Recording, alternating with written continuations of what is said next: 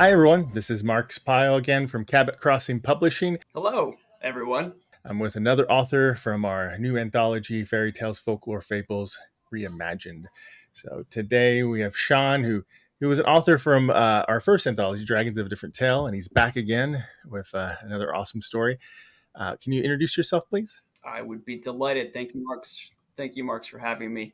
My name is Sean Gibson. I am a writer primarily of comic fantasy, but I also dabble in some Victorian set thriller stuff and a lot of other random things too.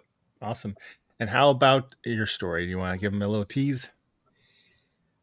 I would love to. I'm not sure that people want to hear about it, but that's okay. They're going to have to anyway. So, the story that I wrote for this anthology is called What's Good for the Goose, and it details a very little known encounter between Robin Hood, displaced forward in time to Victorian England, and that very famous miser, Ebenezer Scrooge, and them teaming up to try to kidnap the goose who laid the golden eggs. Nice. Yep. I love the mishmash, the merge of crossover of different. I think you had it right the first. I think mismatch is more of the outcome. um, so why this particular story? Why these particular threads, tales that you put together? I appreciate that you think I have a coherent answer for this question, but I really don't. Um, I started thinking about this when you introduced the idea of the anthology, which I thought was brilliant. But then I started thinking, gosh, there's so many possible avenues you can go down, right? With all of the myths and legends and fables and folklore out there, and that was a little bit overwhelming. And so I just started thinking, all right, what's a character? And Robin Hood happened to be the first one who popped into my head. And so, as I tend to do, I thought, who would be a really ridiculous character to pair him with, but might also make sense? And so I thought, Ebenezer Scrooge. They both want to get money and give it to poor people by the end of the story, at least for Scrooge. Mhm. And so I thought, well, let's explore that and see where that goes. And where it went was somewhere very bizarre. Um, but here we are. Bizarrely awesome. Yeah, well, that's a fair characterization. So obviously this anthology is all about fairy tales, folklore, fables. So, like growing up, were there any other stories that fall in those categories that perhaps influenced or left an impression on you? I'm going to wear my heart on my sleeve here a little bit and say the stories of King Arthur and his Knights of the Round Table. In fact, I have a round table, which maybe you can see right there. Um, Oh yeah. not very well, but that was I remember going to a Scholastic book fair in like second grade and getting this book, Knights of the Round Table by Gwen Gross, and just being absorbed in those legends. And obviously, it was more of a elementary school focused telling of those tales, so there wasn't quite as much adult themed content as you might find in certain tellings of the Arthur saga. Mhm. But it just, absorbed me right away. And that sort of helped lay the foundation for all of the fantastical stories I would read thereafter. And also kind of built the moral compass of, okay, you got to do the right thing. You got to work together with people. And I know that's a little bit silly because you should look to your parents or your teachers for moral guidance, not, mythical knights. But at the same time, it has an impression. You sort of start to look for similar stories, and that will lead you down this rabbit hole of amazing, fantastical yarns to follow.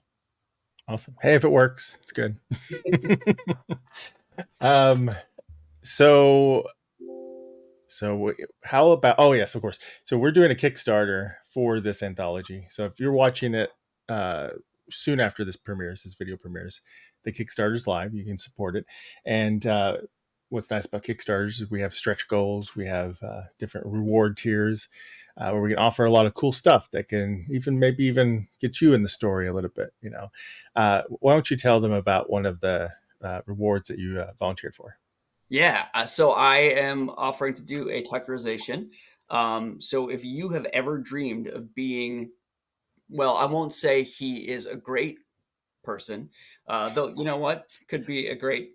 I say he, but you know what, we're open to whatever gender a person wants to purchase this Tuckerization because we can make this work anyway. But this character is maybe not the nicest character, but if you've ever wanted to be a character in a story featuring Robin Hood and Ebenezer Scrooge in Victorian England, this is your chance. And I can pretty much guarantee you it's the only chance you're ever going to have to be in a story featuring these particular characters. So, literally a once in a lifetime, once in a millennium opportunity for you to get on board with. So I really can't recommend it highly enough that you take advantage of this. And it's, I mean, it's a steal at $1 million, honestly. So whatever you have to bid to get in on this is going to be probably the best deal you've ever had. It's not quite a million, maybe it's not even quite a golden egg. So,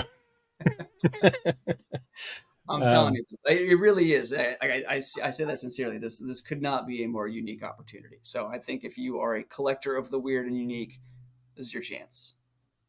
yeah, I love Tuckerizations. They're such a great way to kind of immortalize yourself, and you get to connect to that story in a way you never normally can. So, Amen. all right. Well, are there any other projects you have in the works? I have a short story that I hope to have some good news to announce soon. That was just picked up by a magazine and should be coming out in a few months, but I'll hold off on that until the ink is dry in the contract. But otherwise, lots of things in the works, but nothing that's far enough along to tease people with just yet. And where can they find you online? You can find me at seangibsonauthor.com, which is the world's best worst writer website, as I like to call it. So stop on by and you can find out all about the stuff I've written and engage and interact in ways joyous and unique. Awesome.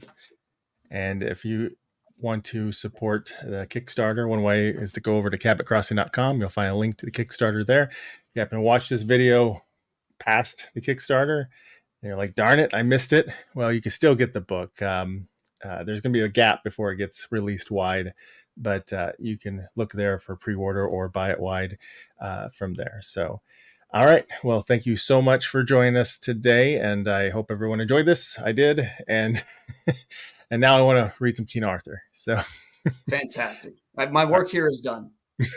all right. Well, thank you. Have a Thanks good much, evening. everybody. All right. Bye, everyone.